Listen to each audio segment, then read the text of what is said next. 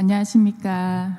저는 오늘 2026년도 행정안전부 재난안전 R&D 신규 사업 설명을 맡은 한국산업기술기획평가원 재난안전사업실의 이기영입니다. 반갑습니다.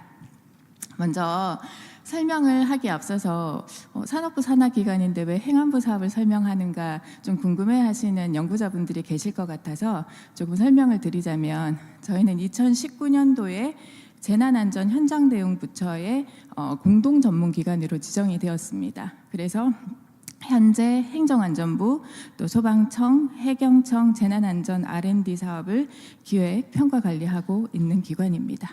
이렇게 행정안전부와 저희 상기평처럼 교차 수탁하는 관계를 현재 정부에서 굉장히 권장하고 있고 모범적인 그러한 사례라는 말씀을 드리면서 발표를 시작하도록 하겠습니다. 네, 발표 순서는 다음과 같습니다. 먼저 제가 행정안전부 재난안전 R&D 추진 방향과 그리고 재난안전 R&D 사업 현황에 대해서 설명을 드리고, 이어서 저희 사업 총괄이신 김성은 수석께서 2026년도 신규 사업과 그리고 추진 절차, 일정, 그리고 사업 참여 방법에 대해서 이어서 설명을 드리도록 하겠습니다. 먼저 행정안전부 재난안전 R&D 추진 방향에 대해서 말씀드리도록 하겠습니다. 네, 먼저 행정안전부 재난안전 R&D의 기본적인 투자 방향은 상위 법령인 재난 및 안전관리 기본법에 따라서 5년마다 수립되는 범부처 종합계획이 있습니다. 현재 기준으로는 제4차 재난 및 안전관리 기술개발 종합계획이고, 이 계획 안에는 R&D에 대한 재난안전 R&D의 투자 방향이 설정이 되어 있습니다. 행정안전부의 R&D는 이러한 기본적인 종합계획 방향과 그 방향을 같이 하고 있습니다. 아울러서 올해부터는 현장 수요 기반의 행정안전부 고유 임무 지향형 R&D에 대한 투자를 지속적으로 강화해 나갈 계획입니다. 아래쪽에 보시면 제4차 종합계획에는 비전과 목표 전략이 수립되어 있고, R&D에 대한 추진 전략을 크게 세 가지 방향으로 살펴보실 수 있습니다. 먼저 첫 번째로는 현장에서 작동하는 실용기술 개발, 두 번째로는 국민이 현장에서 그 변화를 체감할 수 있는 국민안전지향 기술 개발, 마지막으로는 첨단 과학기술을 활용해서 미래사회의 재난에 대해서 예기치 못한 재난에 대한 그런 예측 대응력을 높이고, 또 선제적인 대응과 또 문제를 해결할 수 있는 미래재난 대비 기술 개발, 이렇게 세 가지 방향성에 대해서 행정안전부의 재난안전 R&D는 그 방향을 같이 하고 있습니다. 그렇다면 앞에서 행정안전부에 대한 고유임무 지향형 R&D에 대한 투자를 강화하겠다라는 말씀을 드렸는데요. 그 부분에 대해서 조금 더 구체적으로 설명을 드리도록 하겠습니다. 재난 및 안전관리 기본법과 기타 법령 등에는 행정안전부가 주관기관으로 이렇게 정의되어 있는 임무들이 있습니다. 그것을 우리는 고유임무로 식별을 하고, 고유임무에 대한 재난관리 핵심 역량을 제고하고, 그리고 지속적이고 체계적인 성과 창출이 가능하도록 행정안전부와 저희 한국산업기술기획평가원은 2025년도에 부처 고유 임무형 통합예타 사업을 추진한 바가 있습니다. 그 사업의 명칭은 재난 및 안전관리 연구개발 사업이고요. 가운데를 보시면, 죄송합니다. 네. 가운데 보시면 그 사업을 보실 수 있으신데요. 이 사업을 통해서 앞으로 향후 5년 동안 행정안전부에서는 재난, 자연재난, 사회재난, 안전사고 분야에 국비 1,577억 원을 투자를 할 예정입니다.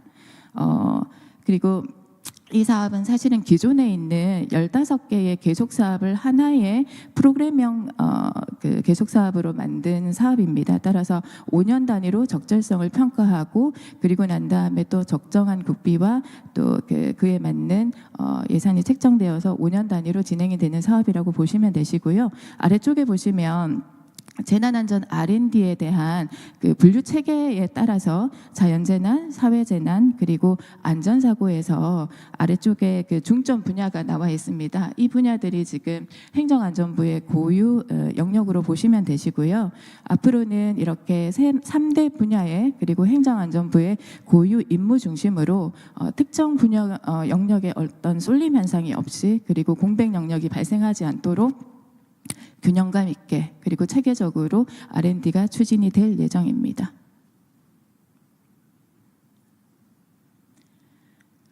다음 부분으로는 수요자 중심 R&D 기획 강화에 대해서 좀 설명을 드리도록 하겠습니다. 재난 현장에서 작동하는 실용적인 기술 개발 그리고 실질적인 성과 창출을 위해서 기술 수요가 명확한 수요기관 및 수요자 중심의 연구개발 체계를 강화해 나갈 계획입니다. 이를 위해서 행정안전부에서는 2025년도에 소관 연구개발 사업 처리 규정을 개정한 바가 있습니다. 그 내용을 보시면 과제 기획 단계에서부터 수요기관과 수요자 관계자들이 참여해서 그 의견을 수렴하고 그 내용이 기획에 반영될 수 있도록 그 근거 기준을 마련한 바가 있습니다. 이에 따라 올해의 그 신규로 지원되는 과제들도 역시 그게 수요자 중심으로 진행이 될 예정입니다. 첫 번째로는 국민의 생활안전 아이디어 공모전을 통해서 국민의 의견을 수렴하고 그 내용이 이제 과제 기획에 반영될 수 있도록 그래서 국민이 원하는 사회 문제가 해결될 수 있는 방향으로 진행이 될 예정이고 두 번째로는 지역의 재난안전 현안에 대한 문제를 지역이 주도해서 기획을 하고 중앙정부는 지원하는 형태의 지역 맞춤형 문제 해결 과제 역시 지속적으로 기획돼서 지원이 될 예정입니다. 아울러서 그 예기치 못한 재난에 대한 긴급 대응 체계 역시 긴급 대응 연구 지원 체계를 통해서 크게 국민 그리고 지자체 그리고 그 지역 재난의 현안들이 발생했을 때 문제를 해결할 수 있는 방향으로 이렇게 지속적으로 수요자 기반으로 R&D를 기획하는 것을 여전히 꾸준히 투자해 나간다라는 말씀을 드리겠습니다. 다음은 재난안전 R&D 사업 현황에 대해서 말씀드리도록 하겠습니다. 네, 행정안전부 재난안전 R&D의 투자 규모는 아래쪽에 그림에서 보시는 바와 같이 2023년까지는 꾸준히 증가 추세였습니다만 24년도에 좀 큰 폭으로 감소한 바가 있습니다. 그러나 이듬해에 바로 이제 그 소폭으로 이렇게 현재로는 양적 증가 추세에 있다라는 말씀을 드리고요. 26년도에는 총 14개 세부 사업을 기준으로 국비 978억 원 규모로 투자가 될 예정입니다. 물론 이 부분은 신규와 계속 사업 전체 예산입니다. 아울러서 과제 기준으로는 신규 과제, 계속 과제 합쳐서 총 148개의 과제가 지원이 될 예정이고 신규 과제 기준으로는 37개 과제가 올해 지원이 될 예정입니다. 그리고 예산 규모 기준으로는 전체 978억 원 중에서 159억 원 정도 그러니까 전체 한 16% 정도가 신규 과제로 지원이 되는 예산이라고 보시면 되시겠습니다. 다음은 26년도에 이제 신규 계속 사업에 대한 현황표입니다. 그래서 위쪽에 3개의 사업이 이제 26년도에 새롭게 시작되는 신규 사업입니다. 근데 보셨을 때 신규 사업인데 왜 세 번째 사업은 이렇게 계속 과제가 있지라고 좀 궁금해 하실 것 같은데요. 이게 앞서서 말씀드렸던 통합 예타 사업입니다. 그래서 기존에 지원되어 있던 계속 과제들이 있기 때문에 이러한 과제는 27년, 28년까지 이어질 거고 순차적으로 종료가 될 것으로 예상이 됩니다. 따라서 사실은 처음에 그 전체적으로 5년간 1,577억 원 규모가 투자가 된다고 말씀드렸는데요. 첫 해에는 사실은 기존 계속 과제 때문에 신규 과제는 한 3개 과제 정도로 이렇게 지원이 된다라는 부분을 좀 이해를 해주시기를 부탁드리고요. 전반적으로는 신규 사업 3개의 11개 과제와 그리고 기존 계속 사업에서는 4개 사업에서 26개의 신규 과제가 지원이 될 예정입니다.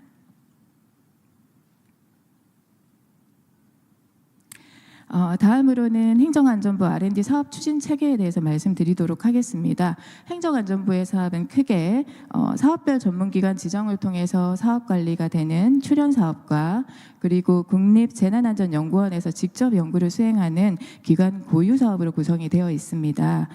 이렇게 행정안전부 사업은 그림에서 보시는 바와 같이 재난안전연구개발과에서 포인터를 눌러야 되는데 죄송합니다. 재난안전연구개발과에서 사업 총괄을 하고 있고요. 저희 한국산업기술기획평가원은 기관 고유 사업, 그러니까 재난연의 기관 고유 사업과 그리고 행안부가 부처 협력 사업 중에서 협력 부처로 참여하는 출연 사업을 제외한 모든 사업은 저희 한국산업기술기획평가원에서 기획하고 관리를 하는 사업이라고 보시면 되시고 26년도 사업 기준으로는 한 73% 정도 예산 기준입니다. 73% 정도를 저희 산업기술기획평가원을 통해서 이렇게 지원인 관리가 되고 있다라고 보시면 되시겠습니다. 다음은 2026년도 이제 주요 신규 사업들 중에서 앞에서 말씀드렸던 수요자 중심 또 부처 고유 임무 지향형 사업 대표적인 사업에 대해서 저희가 설명을 이어서 드리도록 하겠습니다. 저희 실의 사업 총괄이신 김성훈 수석님께서 수고를 해주시겠습니다. 박수로 맞아주시기 바랍니다. 감사합니다. 이기영 실장님의 발표 감사합니다. 다음으로 한국산업기술기획평가원 김성훈 수석님께서 2026년 행정안전부 주요 신규 사업에 대해 발표해 주시겠습니다.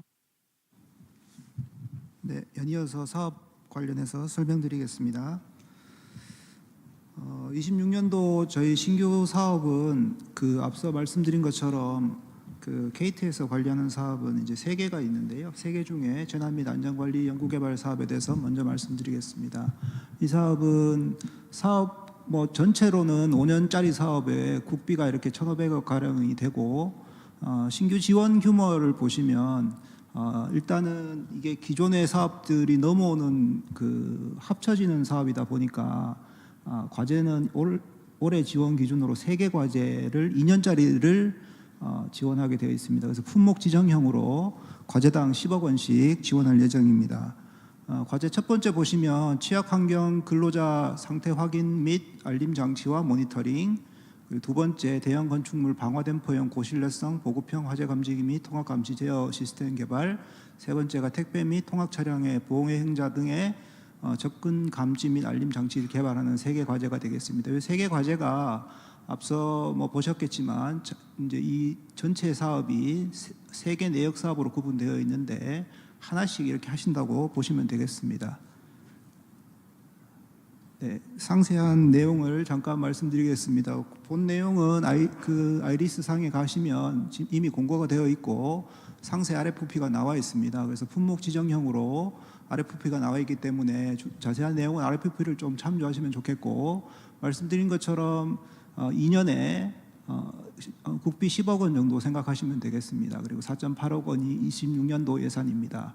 이게 지금 품목 지정형으로 나가 있어서 실제 상세한 스펙이라든지 상세한 기술 개발 내용이 적시되어 있지 않습니다. 다만 RFP를 보시면 연구 목표와 연구 내용의 이제 내용들이 있고 아주 기본적인 목표가 하나 나와 있습니다. 그거를 최소한으로 만족하시는 사업 계획서를 작성하셔서 제출하시면 선정 평가하도록 하겠습니다. 그래서 첫 번째 과제 보시면 폭염이나 취약 환경에 노출된 근로자의 온열 질환 등을 예방하기 위해서 근로자의 상태를 모니터링하고 알림하고 추적하는 관리 플랫폼이 되겠습니다.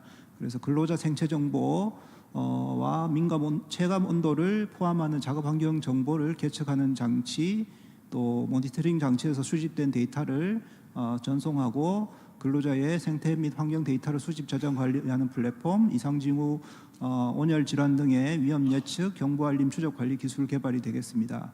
그래서 지금 여기는 표현이 되어 있지 않는데 RFP를 보시면 이게 품목이다 보니까 관련해서 연구하시는 분들은 아시겠지만 이게 이제 유사한 것들이 조금 있습니다.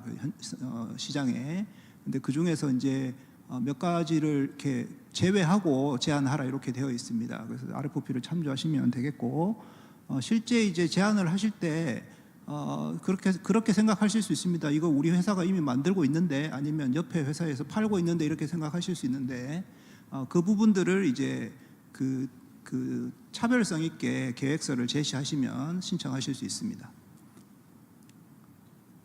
예, 두 번째입니다. 이제 대형 건축물에 그 방화 댐퍼가 있습니다. 건물이 보이지 않는 곳에 방화 댐퍼가 있는데, 이게 그 실제 그 건축법으로 규제는 되고 있는데 그 누구도 이렇게 확인을 하고 있지 않다고 합니다. 그래서 실제 잘 작동하는지 작동하지 않는지는 모르는 실정이라고 하더라고요. 그래서 이 과제가 기획이 되었고, 똑같이 뭐 목표는 보시면 되겠고요. 내용을 보시면 그 방화 댐퍼 안에 이제 고신뢰성 화재 감지기를 개발하고, 대형 건축물의 그 방화 댐퍼가 잘 작동하는지 화재 통합 감시 제어 시스템을 개발하는 것이 되겠습니다.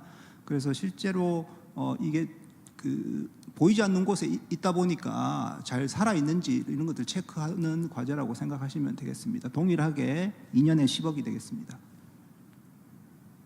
세 번째입니다. 택배 및 통학 차량 관련해서 이 보행자의 접근을 감지하는 알림 장치가 되겠습니다.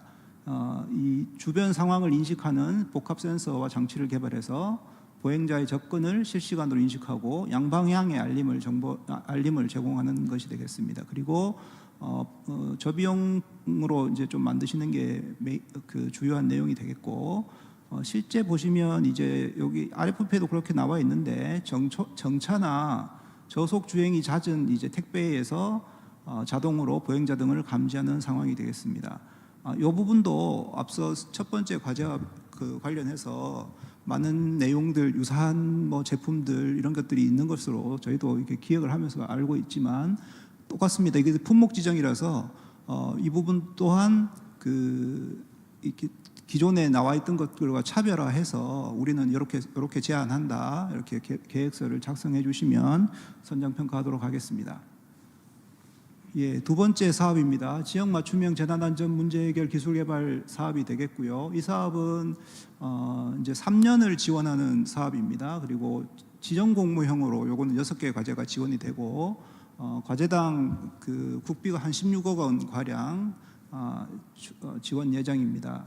이 과제는 이 사업은 각 시도에서 일단은 재난안전 문제 해결에 대한 수요를 발굴해서 R&D를 통해서 좀 해결했으면 좋겠다 하는 것들 수요를 먼저 받고, 그 부분을 기획을 해서 공고를 하는 과제입니다. 그러다 보니까 과제 앞에 과제 앞에 이렇게 각 시도명이 붙어 있습니다. 그래서 경기도에서 이러한 그 과제를 해줬으면 좋겠다, 이렇게 제안되었다, 이렇게 이해하시면 좋겠습니다. 하나씩 보겠습니다. 경기도는 이제 이 기존의 그 집안 침하와 관련해서 GPR을 찍고 있는데, 이게 이제 너무 많다 보니까 넓다 보니까 어디를 먼저 찍어야 될지를 우선순위를 결정하는 시스템을 좀 만들어줬으면 좋겠다 해서 기획이 되었습니다. 그래서 뭐 말씀드린 것처럼 집안 침하의 탐측 우선순위 결정 시스템을 개발하고 실증을 할 수 있도록 하게 되어 있습니다. 관련해서 이제 이건 같은 내용이라서 제가 생략을 하고요. 그 RFP에 보시면 경기도 내 지자체 중에서 이 실증에 참여하겠다는 의사를 받도록 그렇게 되어 있습니다. 그렇게 챙겨주시면 좋겠습니다. 두 번째 경북입니다. 요 제목이 지금 조금 이제 그 자료가 만들어진 다음에 제안이 들어오셔서 좀 바꿨는데, 이게 이제 국가에서 문화유산으로 이제 지금 바뀌었습니다, 용어가. 그래서 산불 화재 시 문화유산 보호 연소저지성 구축을 위한 AI 기반 감지 예측 및 이동형 자동 살수 시스템입니다. 요거는 경북에서 제안을 했고요. 경북에서 이제 산불이 나면서 많은 문화유산들이 그 산불 피해 그 위협을 받은 것이 이제 작년인가 그랬습니다. 그래서 그 부분들을 좀 해결하고자 이 과제가 제안되었습니다. 실제 문화유산에 그 목조 건물이 많은데, 거기에 이렇게 스프링클러라든지 뭐 여러 가지 그 화재를 불을 끄는 시스템을 못 단다고 하시더라고요. 그래서 그걸 달 수 없으니 실제 산불이 발생을 하고 산불이 오는 것이 이제 예측이 되면 그쪽에 이동형 살수 시스템을 이렇게 가지고 가서 거기에 문화유산 주변으로 소위 말해서 물띠를 저지선이라고 되잖아요. 그 물띠를 이렇게 생성시켜서 일단 산불이 넘어오는 걸 저지해보자 하는 아이디어로 시작되었습니다. 그래서 요 또한 그 RFP에 보시면 그 상세 스펙이 나와 있습니다. 그 상세 스펙을 만족하시는 선에서 계획서를 제시해 주시면 되겠습니다. 울산입니다. 울산은 이제 고용량 고위험 BESS 화재 대응 관련해서 이제 통합 안전관리 시스템을 개발하는 과제가 되겠습니다. 이 또한 이제 이 BESS가 많은데 정기적인 신호라든지 비정기적인 신호를 다 융합 분석해서 AI 기반의 멀티센서 통합 안전관리 시스템을 개발하는 것으로 되어 있습니다. 이 또한 이제 RFP에 보시면 이 1메가와트시 BESS를 가지고 있는 그 울산 지역 내에 기관이 그 참여하는 것을 의향서를 받아 오시는 것을 조건으로 되어 있습니다. 실증도 그 해당 기관에서 실증을 하는 것으로 되어 있습니다. 예, 네 번째입니다. 전남에 이제 그 선박 재난 시 그 피해 대피 경로하고 의사결정 시스템을 개발하고 실증하는 과제가 되겠습니다.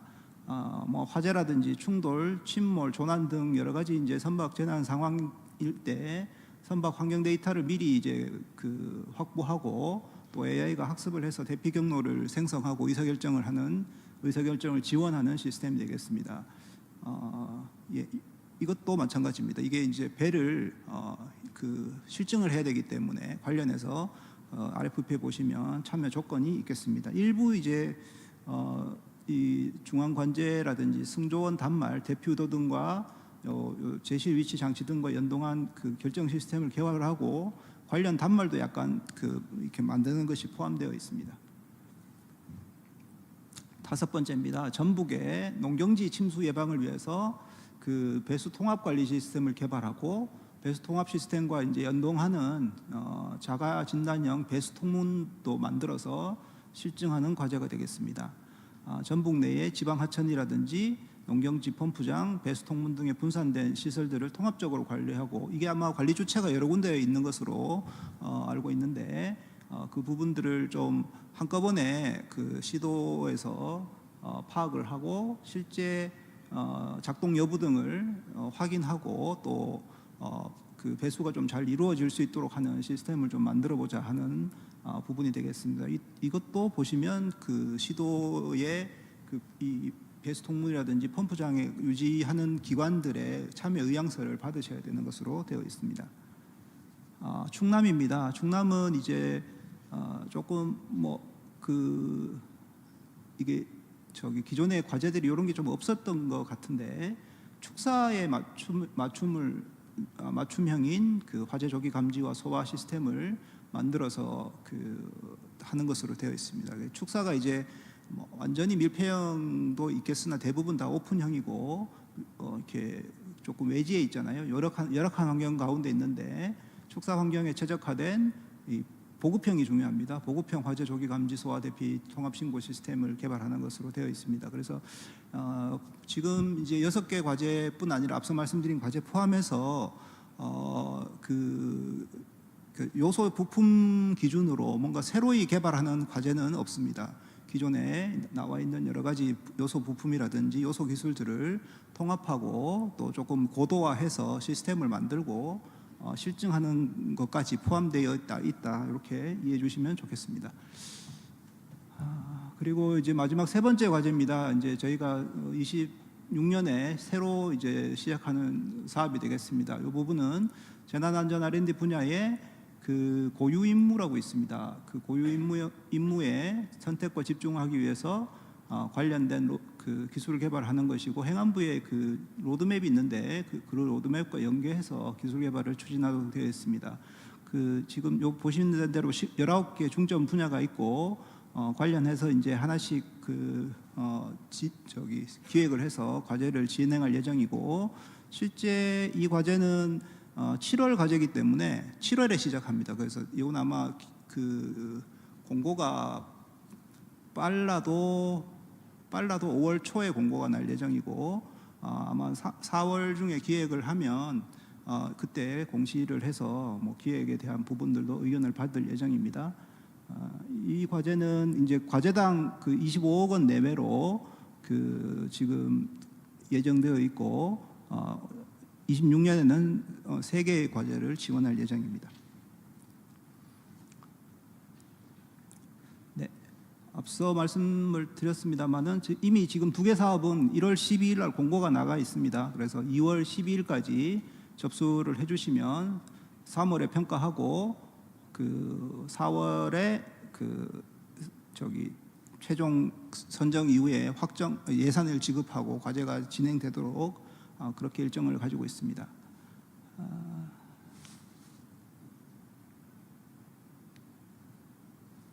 네, 조금 빨리 말씀드리겠습니다. 이 연구개발기관이라고 이제 주관기관 공동기관의 참여 조건은 뭐 다른 국가 R&D 사업하고 대동소이합니다. 크게 차이는 없고 다만 이 앞서 말씀드렸던 2개 사업은 그 여러 가지 이제 저희 그 사정상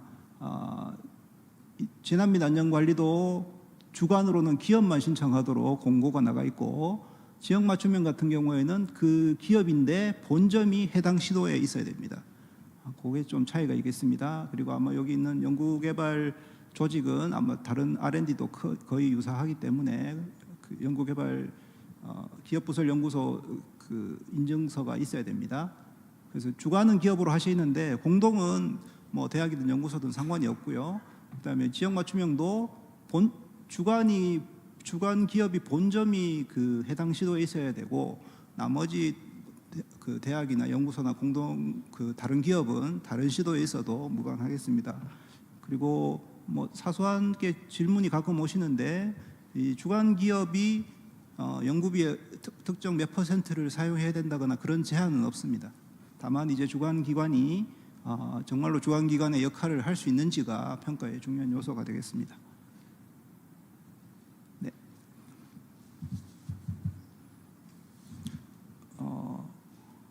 신청 시 주의사항과 관련해서 뭐 간단하게 말씀을 드리겠습니다.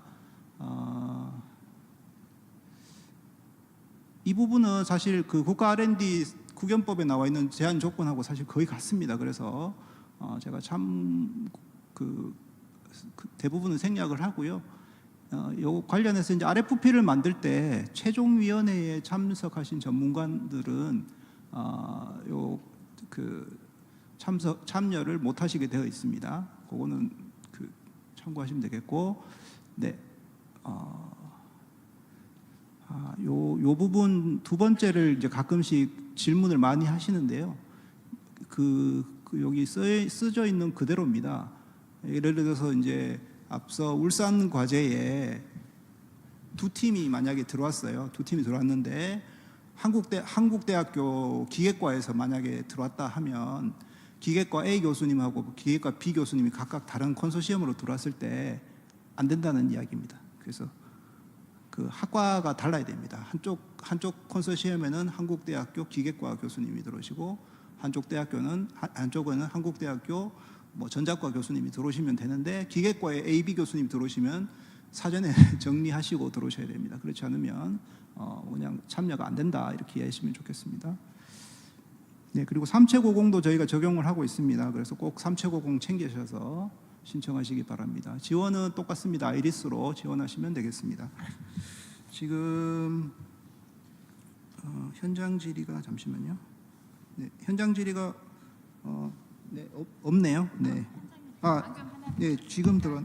네, 제가 없습니다.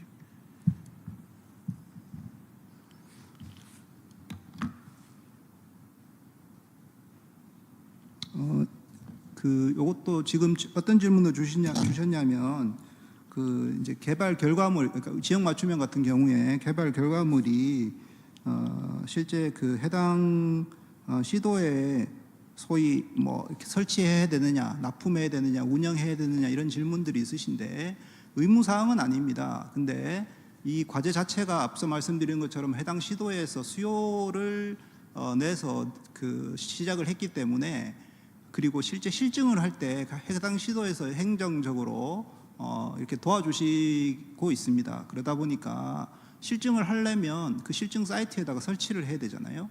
그러다 보면 자연스럽게 오히려 설치가 되게 되어 있습니다. 그리고 거꾸로 이제 실증이 끝났다고 철거해가라고 시도해서 이야기할 때가 있습니다. 그럴 때는 철거 비용이 들잖아요. 그 철거 비용은 과제가 끝났기 때문에 그거는 이제 주관기관하고 해당 시도하고 알아서 철거하는 수순으로 되어 있습니다.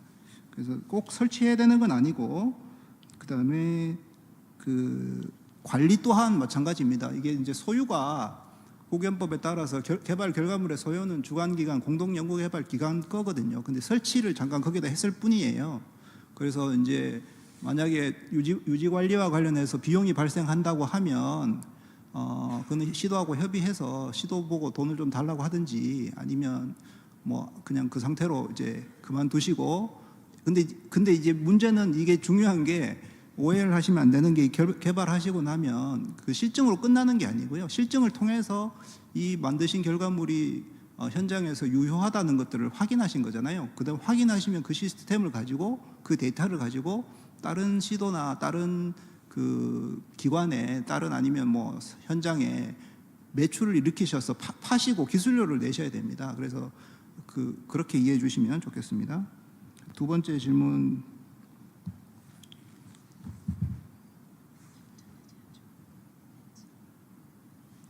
대기업 참여 제한은 없습니다. 그래서 가끔씩 이제 주관기관을 뭐 중소기업으로 하라는 그 공고들이 있는데, 행안부 과제는 그런 건 없고요. 기업이면 무방하겠습니다. 네.